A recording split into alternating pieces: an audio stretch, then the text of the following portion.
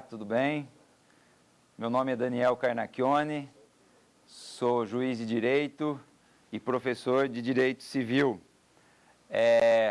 Hoje nós vamos dar continuidade aqui no nosso curso sobre servidão predial. Bom, o tema da aula de hoje, quarta aula, diz respeito ao exercício da servidão. Há limites, não há como se exerce esse direito real. Aproveitando a oportunidade, gostaria de apresentar os alunos aqui, a Cleide, o Daniel e a Eliana. Quem quiser mandar um e-mail para o Saber Direito, por favor, saberdireito@stf.jus.br. O pessoal da produção pede para que os interessados em enviar e-mail identifiquem o tema e o professor, tudo para viabilizar de uma forma mais tranquila o recebimento dessas questões. Bom, apenas para seguir uma linha de raciocínio, nas aulas anteriores nós tratamos sobre servidão e direito de propriedade, sobre servidão e função social, sobre o fundamento da servidão, as características da servidão, os modos pelos quais se constitui a servidão. Falamos também sobre a relação da servidão com outros institutos, como direitos de vizinhança, servidão administrativa e usufruto, que muitos impropriamente denominam servidão pessoal, e ainda demos um panorama geral sobre a classificação das servidões, positivas e negativas, contínuas, descontínuas, aparentes e não aparentes. Hoje, nós vamos tratar aqui de um tema muito interessante, que é a questão do exercício da servidão. Como se exerce esse direito real de fruição? Há limites? Não há? O Código Civil, em relação a esse exercício, estabelece algumas regras que nós vamos tentar delimitar aqui para verificar até onde, qual é a extensão desse direito. Bom, para começar tratando desse ponto, o primeiro dispositivo que nós vamos trabalhar aqui é o artigo 1380 do Código Civil. Todo mundo sabe que a servidão, muitas vezes, ela tem um custo. Por conta disso, o artigo 1380 do Código Civil estabelece que o dono de uma servidão, e quem é o dono da servidão? O prédio dominante. Pode fazer todas as obras necessárias à sua conservação e uso. Ou seja, aquele que se beneficia da servidão, claro, quando isso for possível, ele deve fazer todas as obras necessárias, indispensáveis, para que aquela servidão se mantenha conservada e possa ser utilizada. E, se essa servidão pertencer a mais de um prédio, como nós dissemos em aulas anteriores, é possível que haja uma multiplicidade de prédios gravados, no caso de prédios servientes, ou uma multiplicidade de prédios que são favorecidos ou beneficiados por esse direito real, no caso, prédio dominante. Quem é o dono da servidão? O dono é o titular, ou melhor, o dono do prédio dominante.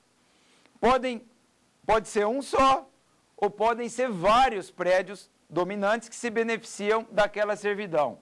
Quando há um único prédio, o titular, o dono desse prédio, tem que arcar com as despesas pela conservação e uso da servidão.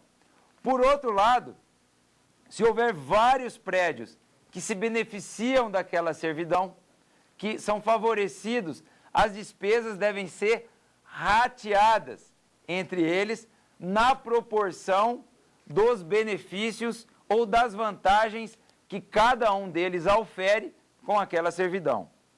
Agora, uma coisa interessante que é colocado aqui, nesse ponto, é o seguinte: quando se fala em pode realizar obras necessárias à conservação e uso da servidão, o que acontece nessa situação? Olha só, há determinadas servidões que simplesmente dispensam qualquer tipo de obra.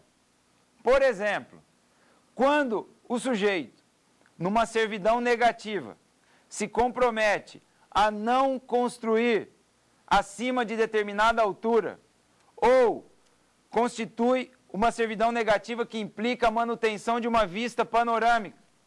Muitas vezes, esse tipo de servidão não leva a uma necessidade de nenhuma obra para conservação e uso dessas servidões. Em outras situações, como por exemplo, na servidão de trânsito, servidão de passagem, servidão de aqueduto, servidão de cabos e tubulações, há necessidade de realização de obras para conservação e o uso efetivo dessas servidões. Agora, quem realiza essas obras? Quem realiza essas obras é o prédio dominante. Só um detalhe aqui nesse ponto para fechar o artigo 1380. Quando o Código Civil diz que o dono de uma servidão pode fazer, leia-se, ele deve fazer, porque como ele se beneficia, como ele tem uma vantagem, ele tem a obrigação, para manter essa vantagem, de realizar obras de conservação e uso dessa servidão, até porque a má conservação pode implicar num prejuízo para o prédio serviente. Então, essa obrigatoriedade de manutenção está relacionada a um dos aspectos do exercício pleno da servidão. 2. O artigo 1381 do Código Civil, ele faz uma referência ao artigo 1380. Ele até seria dispensável, mas aqui o legislador quis deixar bem claro quem é o responsável pelas obras. Olha o que diz o artigo 1381. As obras, aqui se refere ao artigo antecedente, ou seja, obras de conservação da servidão, devem ser feitas pelo dono do prédio dominante. Claro, é o dono da servidão. Na verdade, aqui esse dispositivo, ele é, vamos dizer assim, desnecessário, porque ele já está incluído no artigo anterior. Então, essas obras são de responsabilidade de quem? Do dono do prédio dominante. Mas, olha que interessante, considerando que, olha a ligação, que um dos principais modos de constituição da servidão predial no direito civil é o contrato, e em matéria contratual prevalece o princípio da autonomia privada, as partes podem regular os interesses de acordo com as suas conveniências, nada impede que essa regra legal, que tem natureza dispositiva, não é uma norma cogente, seja regulada de forma diferente pelas partes. Porque o artigo 1380 diz o quê? A responsabilidade pelas obras de conservação da servidão são de quem? Do prédio dominante, aquele que dela se beneficia, vírgula, salvo se o contrário não dispuser expressamente do título. Qual título? O título que levou à aquisição da servidão, o contrato. Então, nada impede que no contrato, o prédio serviente, que é o prédio gravado, que é o prédio onerado, que é o prédio sobre o qual recai o encargo da... Nada impede que esse prédio, além de suportar o ônus, também assuma uma obrigação. Qual a obrigação? A obrigação de conservar a servidão para o uso efetivo pelo prédio dominante. Então, trata-se aqui de uma norma supletiva, dispositiva, que só vai incidir caso haja omissão das partes no contrato em relação à responsabilidade por essas despesas. Tranquilo? Beleza? Bom, essa é a primeira coisa, essa é a primeira regra relacionada ao exercício da servidão. Responsabilidade sobre obras de conservação e uso das servidões. Segunda regra, olha só, artigo 1382 do Código Civil, que é um artigo extremamente interessante.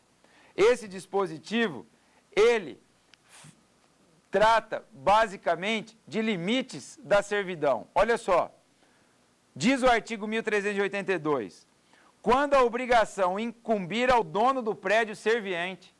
Então vamos imaginar o seguinte, que num contrato foi constituída a servidão e o prédio serviente, ou seja, aquele prédio gravado, assumiu a obrigação de conservar a servidão. Correto? Correto. Bom, nesse caso, quando a ele prédio serviente incumbiu o encargo, ele prédio serviente, olha que coisa interessante isso, ele pode simplesmente exonerar-se dessa obrigação, fazendo o quê? Exercendo um ato que se chama abandono, que implicará a perda da sua propriedade, o quê? Imobiliária. Nesse caso, o Código Civil traz uma situação muito interessante relacionada ao abandono. Por quê? Veja só, no artigo 1275 do Código Civil, se o sujeito não tiver mais a intenção de ter a propriedade de determinado bem, ele pode dela se desfazer abandonando, entre outros casos. Mas um dos casos de perda da propriedade, 1275, é o abandono. E esse abandono genérico do artigo 1275, ele não favorece nenhum sujeito em específico. A coisa fica abandonada, se torna uma coisa abandonada e até por outros institutos e tal pode vir a ser apropriada. Mas ela é abandonada sem destinação específica. Nesse caso do artigo 1382, o legislador ele conseguiu a proeza, para não dizer outra coisa, de criar uma situação de abandono em favor de alguém, o que é uma contradição em termos. Porque, olha só, quando a obrigação incumbir ao dono do prédio serviente, o prédio serviente, poderá exonerar-se. Exonerar-se do quê? Da obrigação. Fazendo o quê? Abandonando total ou parcialmente a sua propriedade. Para quem? Ao dono do prédio dominante. Veja só, há coisas no direito civil que são inexplicáveis.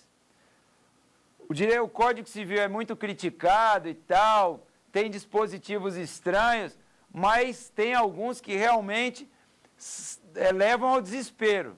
E esse aqui é um exemplo deles. Por quê? Como que pode um sujeito abandonar uma coisa em favor de alguém? Quando se abandona em favor de alguém, é tudo menos abandono. Simplesmente, o que há aqui é uma transferência compulsória da propriedade para o prédio dominante, quando o prédio serviente, que assumiu a obrigação contratual de conservar a servidão, ele não tendo mais interesse, ele simplesmente faz o quê? Abandona a propriedade. Claro, aí é aquela ideia de que o acessório segue o principal. Ele tinha a obrigação, porque as obras estavam relacionadas ao principal. que era o prédio.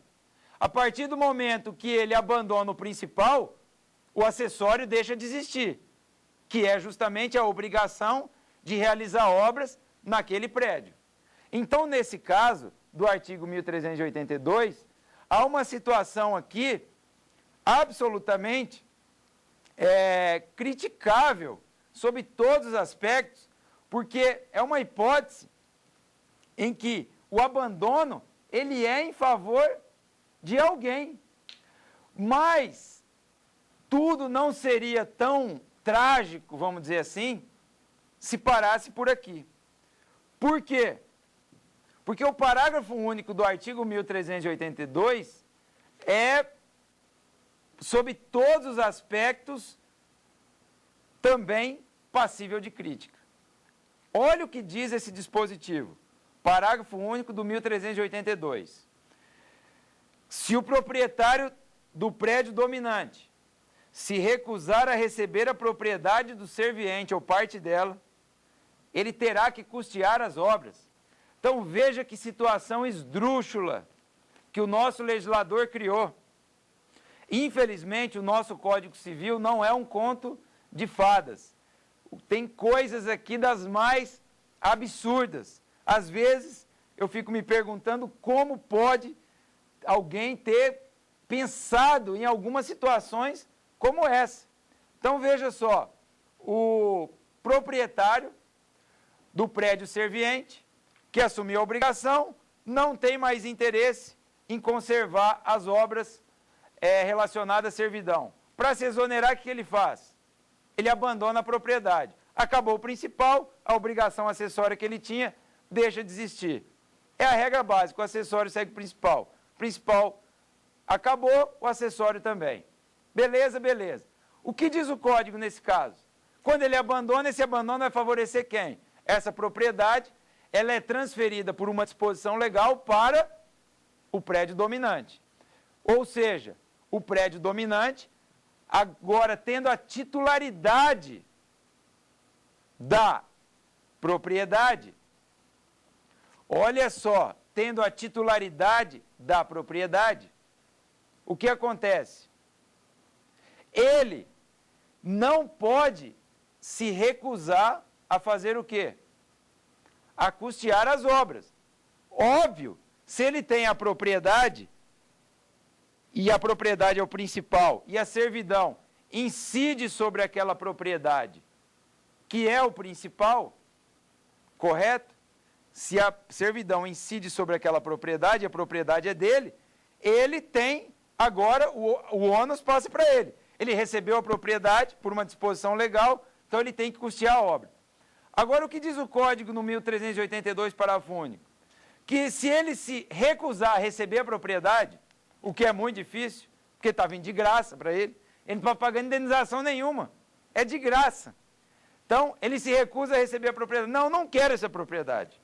Então, a lei possibilita que ele recuse a receber a propriedade. Nesse caso, se ele se recusar a receber a propriedade, o que acontece? Ele fica obrigado a custear as obras. Olha que situação surreal que foi criada pelo legislador. O sujeito recebe uma pena, uma sanção civil, se não aceitar a propriedade. Qual é a pena dele? A pena dele é custear as obras. Agora, seria pouco se parasse aí, porque o pior, há uma coisa pior ainda nesse dispositivo. E o que é pior do que isso? Olha só, a situação mais estranha aqui é a seguinte: o Código Civil, nos artigos 1387, 1388 e 1389, tratam das causas e hipóteses de extinção das servidões. Entre essas causas, olha isso, uma delas é o quê? Uma dessas causas ou hipóteses é justamente a confusão. Ou seja, como eu já disse em outras aulas, não há servidão, pelo amor de Deus, quando os prédios passam a pertencer à mesma pessoa. Tranquilo? Então, por exemplo, você tem um prédio serviente que é do titular A, o prédio dominante que é do titular B. Quando os dois prédios passam a pertencer à mesma pessoa, não mais existe o quê? A servidão. Isso significa o quê? Quando o prédio serviente, olha só, a fim de se exonerar do encargo que assumiu no contrato, abandona a propriedade em favor do prédio dominante, o que vai acontecer? O prédio dominante, ou seja, o titular do prédio dominante agora vai ser também titular do prédio serviente. O que aconteceu nesse caso? A servidão foi o quê? Extinta. Acabou a servidão. Então, por que que ele vai se recusar a receber a propriedade? Porque o fato do abandono do prédio serviente sendo transferida a propriedade para ele, havendo a confusão dos dois prédios na mesma pessoa, a servidão é extinta e se transforma em quê? Numa mera serventia. E aí ele não passa a ter obrigação nenhuma de custear a obra. Veja que situação. Se o sujeito recusa a propriedade do serviente, a servidão se mantém. Porque recusando a propriedade, o que acontece? As propriedades continuam a ser de pessoas, de donos diferentes.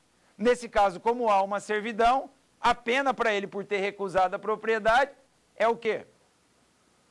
Ele custear as obras. Agora, se ele recebe a propriedade de graça, sem ônus, sem custo, o que vai acontecer? A servidão será extinta. Ela acaba, se transforma em serventia. E ela deixa de ter essa obrigação de custear a obra, porque aí ele faz o que ele quiser, claro, dentro daquelas limitações de função social, na sua propriedade.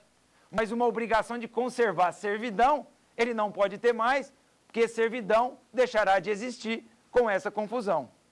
Agora, uma coisa mais esdrúxula ainda aqui, do que isso, é o seguinte, olha só, o proprietário do prédio serviente, para se exonerar do encargo pelas obras de conservação da servidão, o que ele faz?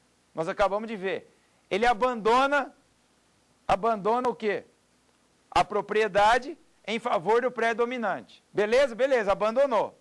Aí, o prédio dominante simplesmente diz o quê? Recusa a propriedade.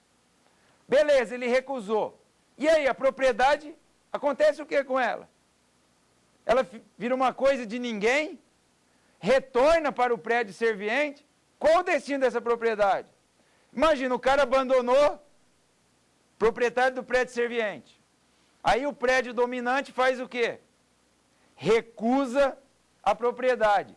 Aí a propriedade retorna para o patrimônio daquele que a abandonou. É isso? Olha que situação sem sentido nenhum. É uma pérola esse dispositivo. É uma coisa absolutamente sem nenhum sentido. Não há explicação lógica para isso, que me desculpe quem pensou um artigo dessa natureza. Isso aqui não pode, o nosso Código Civil, trabalhar com uma situação dessa, desvirtuando alguns institutos dessa forma. Pô, os sujeitos não constituíram uma servidão por meio de um contrato? Sim. Não houve? Alguém não assumiu a obrigação? Sim. O prédio serviente não assumiu a obrigação? Ele que cumpre a obrigação. Ah, mas ele pode se exonerar? Beleza, ele pode se exonerar. Como? Ele abandona. Aí ele abandona, um abandono em favor de alguém. Primeira coisa estranha. Aí o outro não aceita a propriedade, recebe uma pena. Qual é? Ah, você não aceitou? Você vai ter que custear a obra. Aí essa propriedade que foi abandonada retorna para quem? O código não fala. Mas presume-se que deve retornar para quem? Para aquele que a abandonou. Quer dizer, uma situação totalmente sem sentido em relação a essa questão envolvendo a exoneração, a possibilidade de exoneração da obrigação pelo prédio serviente. Essa é uma das críticas que se faz ao Código Civil. Um outro artigo que trata da questão do exercício da servidão é o artigo 1383, que diz o seguinte: o dono do prédio serviente não poderá embaraçar de modo algum o exercício legítimo da servidão. Ou seja, o que ele está dizendo aqui, no artigo 1383, que o dono do prédio dominante, ele pode exercer o direito sobre o prédio serviente, claro, nos limites da servidão, naquilo que for necessário para que essa servidão traga utilidade para ele, mas o prédio gravado, o dono do prédio gravado, não pode criar nenhum obstáculo para que ele exerça essa servidão. Se o dono do prédio serviente, de algum modo, criar algum embaraço, algum obstáculo, o prédio dominante, titular da servidão, poderá utilizar as tutelas processuais que nós vamos tratar na última aula, principalmente ações possessórias, para ver mantido o direito de efetivamente fazer o quê? Utilizar aquela servidão para o fim e a finalidade para a qual ela foi constituída. Então, esse é um dispositivo que visa garantir a plena utilidade, ou melhor, o livre exercício da servidão, claro, nos limites da servidão. Um outro dispositivo interessante, que o Código Civil também trata aqui nessa questão, está no artigo 1384, que diz o quê? Da remoção da servidão. Olha só esse dispositivo. Isso é importante, porque a servidão, ela deixa de ser um direito real estático para ser um direito dinâmico.